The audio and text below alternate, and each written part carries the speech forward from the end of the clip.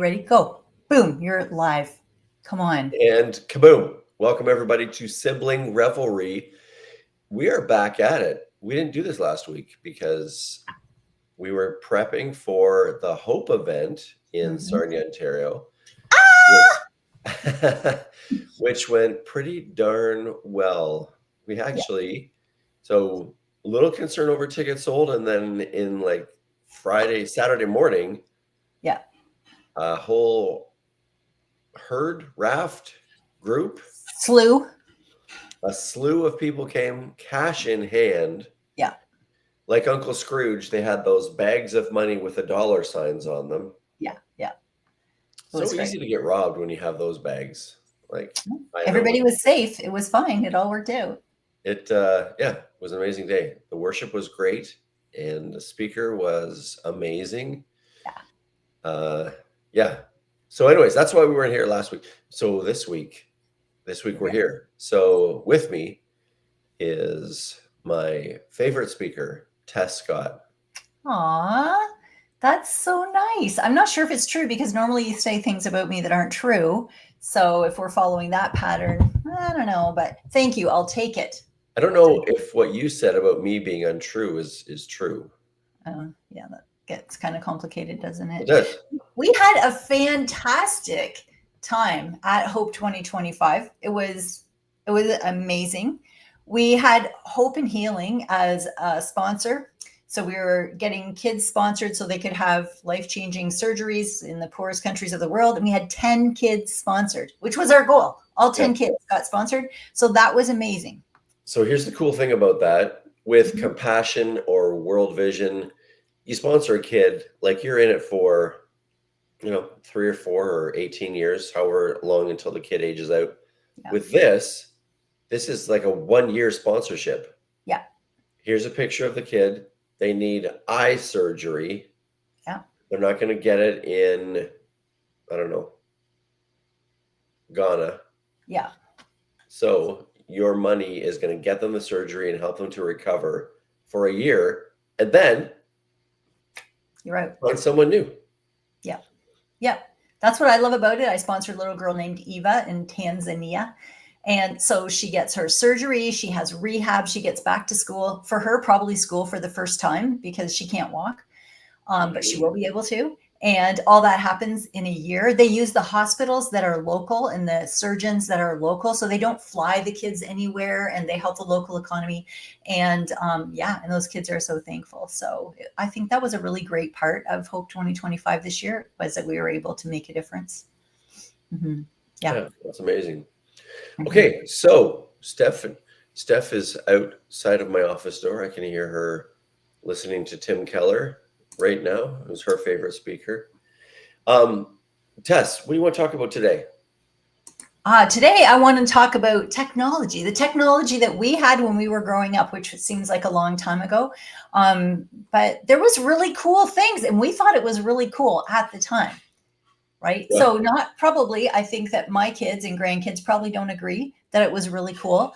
And I just thought that we could just take a little trip down memory lane and see what our audience thinks was really cool when they were growing up as far as technology. Right. So I remember that we had records, like we played records on a record player, like 33 and little 45s, big records. And they were in a case and you took them out, put them in the hi-fi, pulled the needle over and the record played. Like that was pretty amazing. Right. So explain what a hi-fi is. Oh, see, it's all connected. Hi-fi. Well, sometimes it was a wooden cabinet, and inside it, you opened the lid. So you could have all your stuff on top of it with your doilies and stuff. Curtis, what did Curtis say? I still don't understand record players or fax machines. Well, you hold on, buddy, because I'm going to help you with that.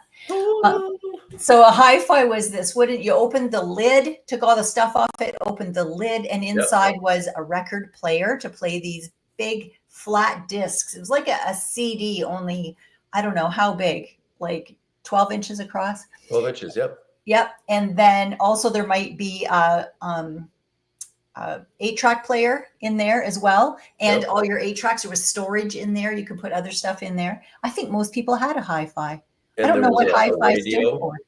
Oh, and a AM/FM radio, radio, right? right? Mhm. So yeah, the hi-fi, the high fidelity Oh, okay. was probably the size of like bigger than a hope chest sort of thing. What's a hope chest?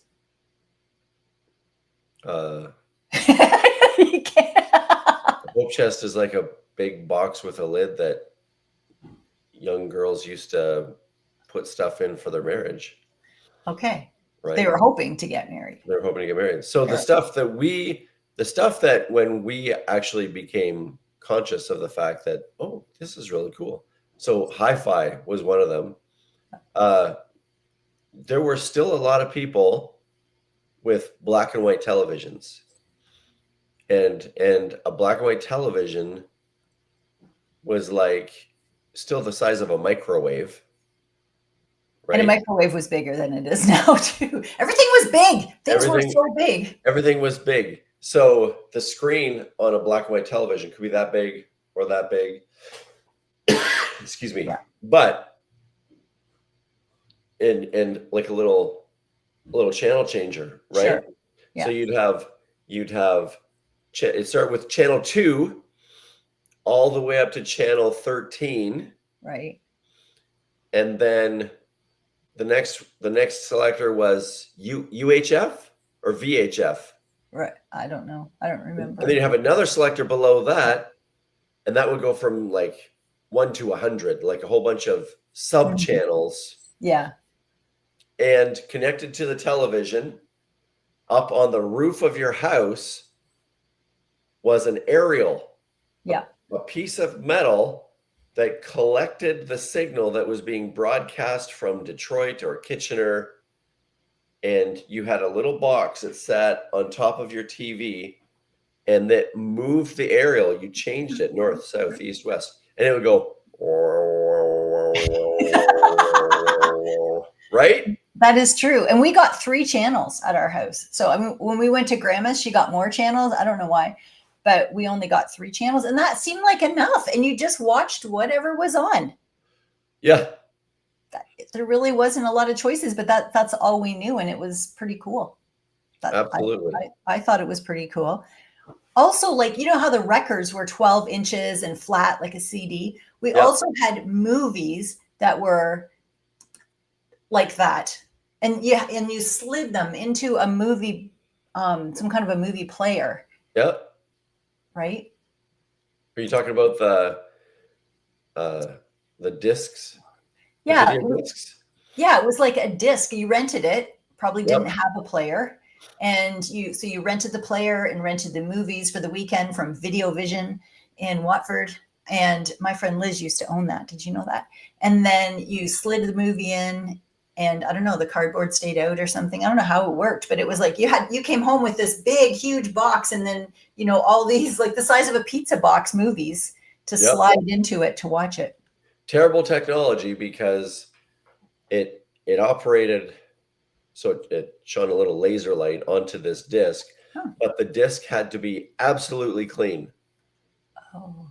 So when you rent movies from a place that thousands of other people rent movies from, you know there's no way the thing you're renting is clean.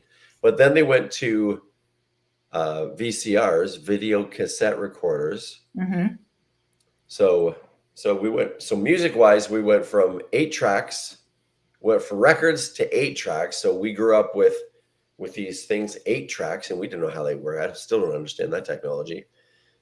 But then from 8 track to cassette. Right. Here's a cassette of all the music. Right. You play it in a tape player, or we called them a ghetto blaster, or a boom box.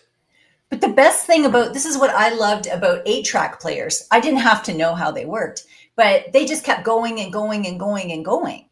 Yeah. It just looped around. It was just a loop, and it just looped around. You could fast forward. You could hit a button that would like skip a song if you hated that song, but you never had to ever flip it over, and you didn't have to rewind it. It would just keep playing until you got mad and you just like pull it out and shove something else in.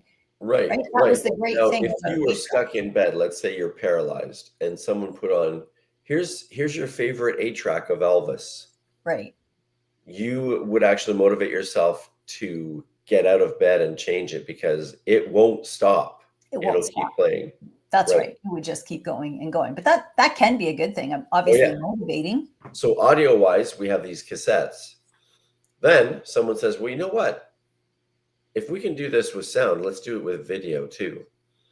So then the video cassettes were like this big. Yes. And you had to buy a VCR. The first VCR we had Huge was, buttons. The buttons were huge. they were huge. Like, yeah, the buttons were so huge. And I feel like it was made by Fisher Price because it was It like could have bright been. colors, huge buttons. And Yeah. there was a remote, but the remote had a cord that went all the way across the living room over to the couch so that you could do whatever you needed to do. Absolutely. Mhm. And so what you would do is you would hook up your VCR to your television and record television shows. Right. And watch them later because sometimes at the end of the season there'd be reruns, but you had to wait.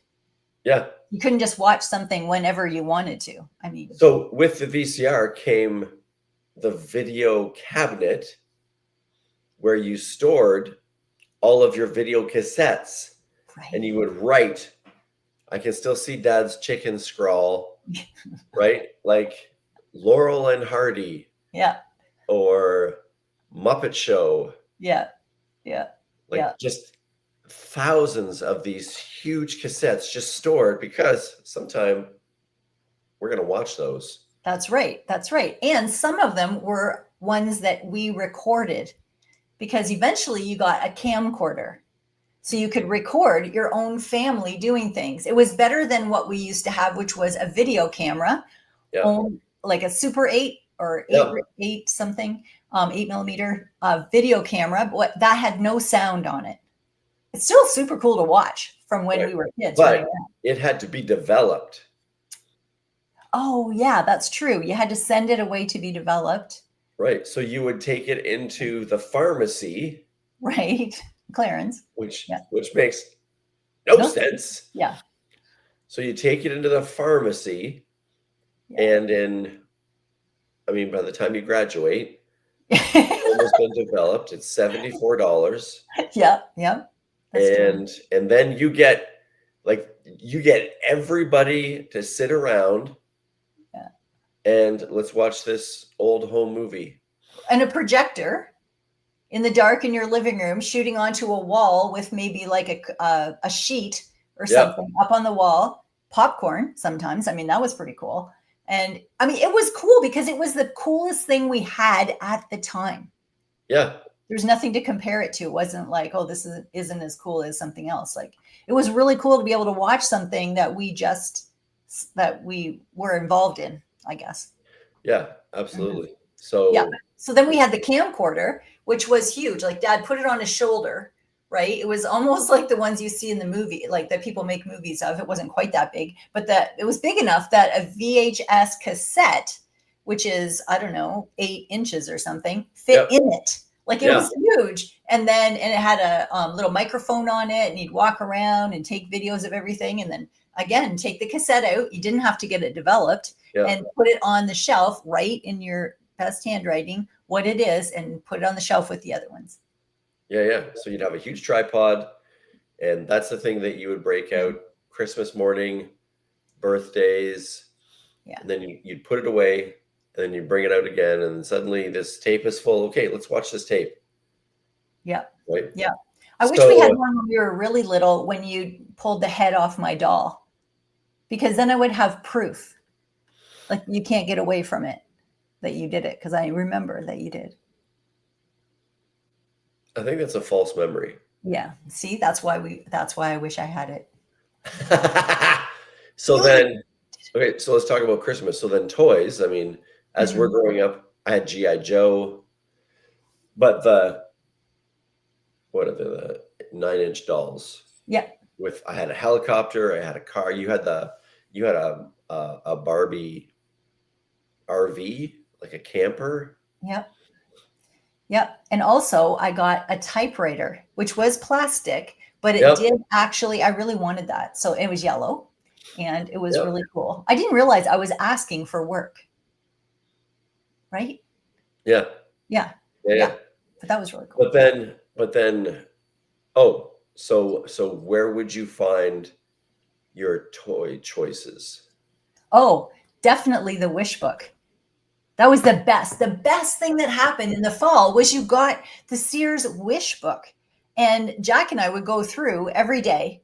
Like he gets to pick something on the left page, and I get to pick something on the right page. And we'd pick that thing, and we'd imagine that we could actually ever have it. And it would be Yeah. so wonderful. It was just like, it was so fun to do that. So Yeah. Sears is a store that What? used to be in Canada, and they had a catalog division. Yeah. And every September, they would mail out.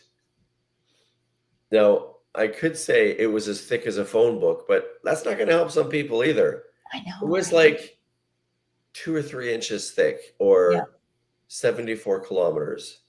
And it started off, the first of the very beginning was like jewelry. And then you got into women's fashion, and then men's fashion, and kids' fashion. If you kept going, if you persisted, Yeah. you got to the toy section, Yes.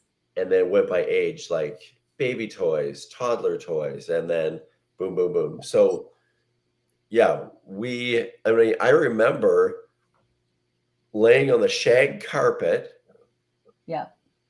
watching something, but having the catalog and a piece of paper and a pencil, and you're writing your Christmas list. Yeah. So you would write the thing, G.I. Joe helicopter, Yeah. page 272, price $14, Yeah. right? Whatever it Please. was. Yeah. Yeah. Yeah. Yeah, that was fun. And then we put that list on the Christmas tree for when Santa arrived so Yep. that he could just go back out to his sleigh, get the stuff, and Yeah. bring it in. I don't think anyone pops popcorn for Christmas trees anymore. Have you ever tried to put a needle through popcorn? It is It's tough. it's It's tough. tough. It is Yeah. a tough thing. Yeah, but it's team building. Eh, it is. I think Because that's need what more popcorn. yeah, Get back in there. I think that's what you call it, team building. Yeah. Um, was it? Oh, so the first electronic toys started coming out. Remember Merlin? No. Merlin was a device, and it had like one game on it where it would play a tune, and you had to press the buttons to repeat the Right. tune. Yeah. And then it also had like digital tennis. You play back and forth, and yeah, a bunch of things. I had a little game. It was about that big and that thick, and I think you put like two 9-volt batteries into it, and it was called Blip. And all it was this dot that went back and forth, and you had to press buttons to basically like tennis. Yeah. Yeah. Okay, and then what did Tony Sini have? I don't know. Tony Sini had the Atari. Oh. But you know what we had in television? Do you We had remember a that? television. We had in Yep. television. It hooked up to the TV. It had 4 different games or something on it. The same game where you just moved this thing up and down like this, and then a thing came and you tried to hit it, and the other person was on the other side. Like Yeah. it wasn't amazing technology. Well, to us it was though. To us it was, because before that we were just hitting each other. So, it was a nice break, especially for Todd probably. But yeah, so we had that. I didn't remember Atari. We didn't have Atari, but No, do because you we remember? borrowed it.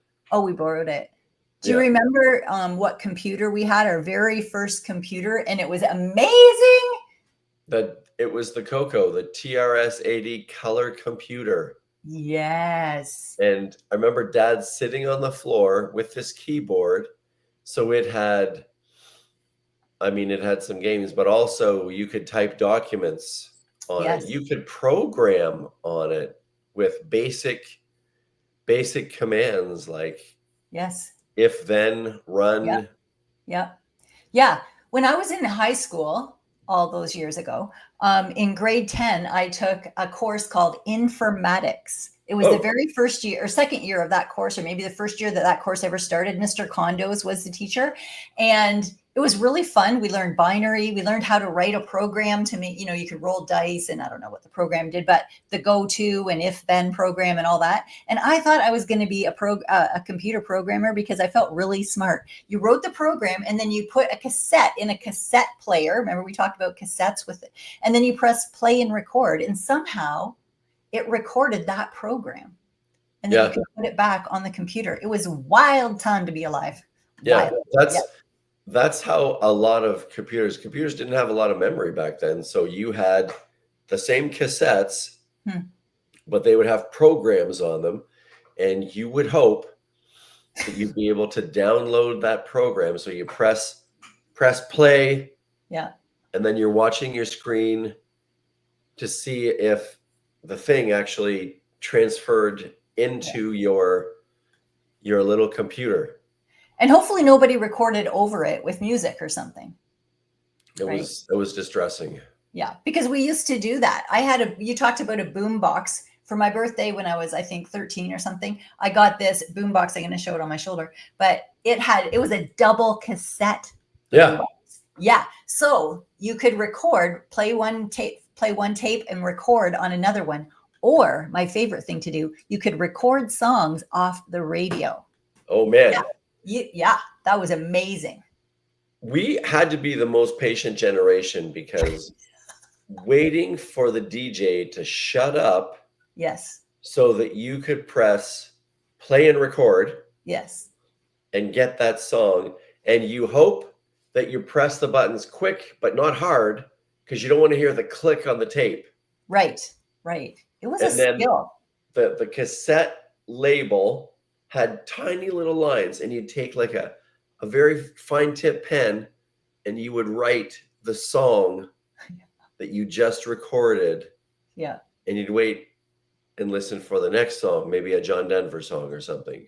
Yeah, exactly. Yeah. It was good times. It was. How did you know what television shows were playing when? Well, there was a TV guide. There was one that you could buy. We didn't normally have that one, but one came with the paper, with the London Free Press. It was the TV Times, which I love because it had a word search thing in the back of it. But Grandpa always brought that out when he came out to the farm, and we would have it for the week. And it would list all the shows that were playing at a certain time. And you could pick the ones that were on the channels that you actually could bring in on your TV, which was 2 or 3 channels. Yeah. And sometimes, and it said what was on the episode, right? So it'd be, this is the one where the headhunters tried to eat Gilligan or whatever. Yep. And so you'd be like, I saw that one before. And then, choose some. You have to choose wisely because this is your only opportunity to watch this. Yeah. And watching TV meant there were commercials.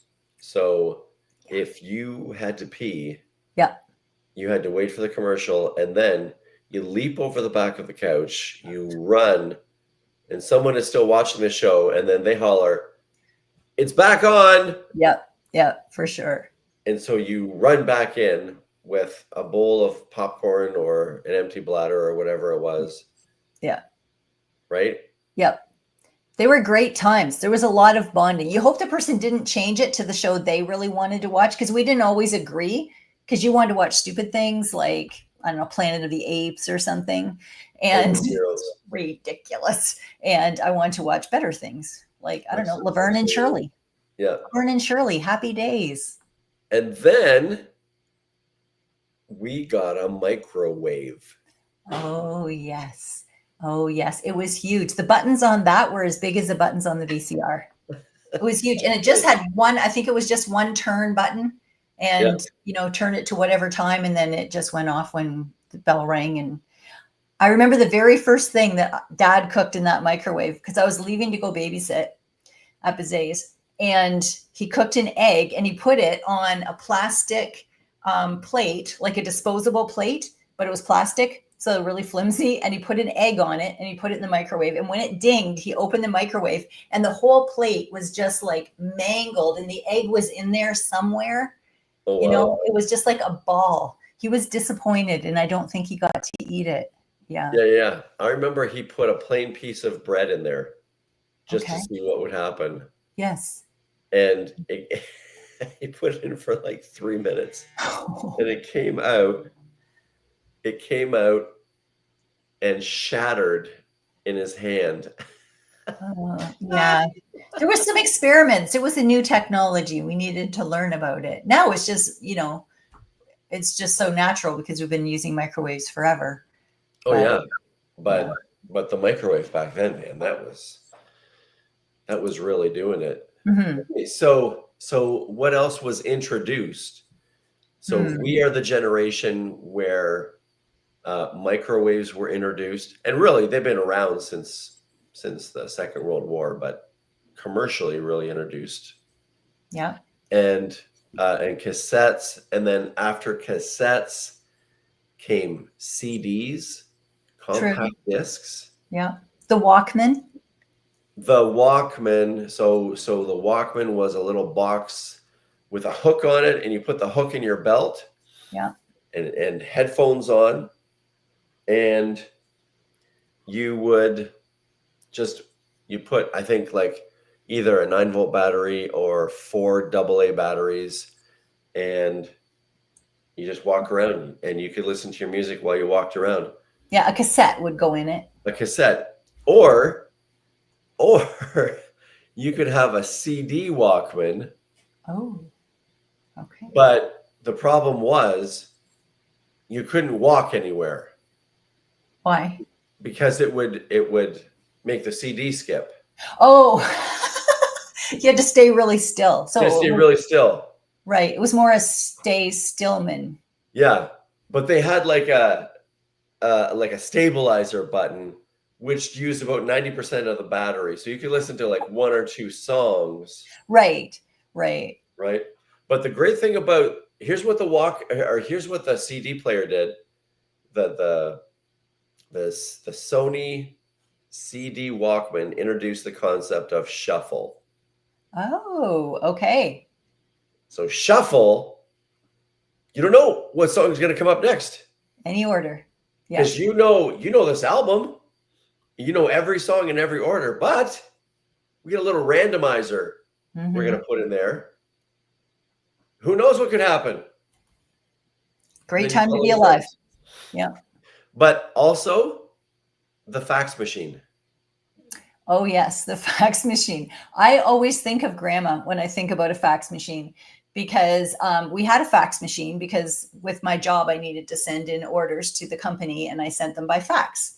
And it was, I don't know, 1998 or something like that, late 90s. And so there wasn't email, like we didn't have email like we do now to send in, there was internet, but it was really new. Yep. And so we sent all of our purchase orders by fax. So my grandma was living with us. And so I was explaining to her, see this paper? I just got it from my boss in London. He just sent it, and now it's here on a piece of paper. And she's like, no, that's not true. I'm like, no, grandma, I'm telling you, it's true. She's like, that's impossible. I don't believe it. No. Like she could not fathom it. Like, yeah, I don't know. It was just too much for her, because if you think about all the things that she saw in her life, like she was probably 85 at that time, 88. So in her life, she saw, electricity was new, and indoor plumbing was new, and television, vaccinations. She told me she remembered the first time she saw an airplane fly over and how thrilled her father was. Right. And the first time her father got a check from the government, like old age pension or something. And this is what he said: say, can you believe the government would give me money? She told lots of stories, but she just couldn't believe the fax machine thing. And actually, you know what that reminds me? It reminds me that now I feel sometimes a little bit stressed about new technology and like AI and all the things that our kids and our grandchildren and our great grandchildren will have to deal with in their lives. But my grandma felt the same way, and I was excited about the technology. Oh yeah. right? So I know that God created our kids for such a time as this. And Yep. and this is the world that they're in, and I shouldn't be stressed about it. Absolutely. Some Mhm. amazing inventions. If you are watching this video, please tell us the amazing inventions, like the first time you got a whatever it was. Maybe your family upgraded from a single seater outhouse to a double seater. Then we definitely want to know that. Yeah, yeah, we definitely want to know that. What So is your most amazing invention memory? I love that. Yeah, yeah, yeah. So, Tess, what is coming up for you? I'm at the Refresh conference this weekend. That's going to be amazing for women. Then I actually get a week off, and then we're going to British Columbia to Aldergrove Church to see our friend Janice and speak to women there. So that's the first weekend in October, and I can't wait. It's going to be so amazing. That's awesome. Yeah, Where's the Refresh concert it's conference? at Lake Ann Camp. Lake Mhm. Ann Camp. Lake Ann Camp, What state in America is that? Michigan. Michigan. Yep, yep, not far, 4 hours from here. So, what's going on with the fidgets? The fidgets. The fidgets. We've got. We're just rehearsing right now. We've got a whole gaggle of new sketches that we're working on. We're really excited about that. Matt Clever is our new guy. So it's me and Dave Lane and Matt Clever. He's fun. And Jason Archer is waiting in the wings. He's learning all the tricks. We've got a CRC retreat coming up in Arden, Ontario, Circle Square Ranch, Arden, Ontario. Cool. Yeah, that's coming up week after Thanksgiving. And then we've got a whole slew of church shows and Christian school shows and things like that. Cool. I think our friend Janice went to Circle Square Ranch. Janice Lee. Janice did go to Circle Square Ranch, and I believe she was even on the Circle Square show. Yes, I think she was. I always wanted to be on that show. I Man, know. oh, That was I a wanted to cool go so show. bad. I know. That was a cool show. Well, if anybody is looking for a fundraiser, I mean, the fidgets are the people that deliver the most fun. They put the fun in fundraiser. Well, thank you very much. Yeah, yeah, it's so true. And we will be back here next week, right? Yeah, We as will. far as I Yeah, know. we will. We will be here next Friday. So Really? be sure to tune in. All right. Okay. We'll see you then.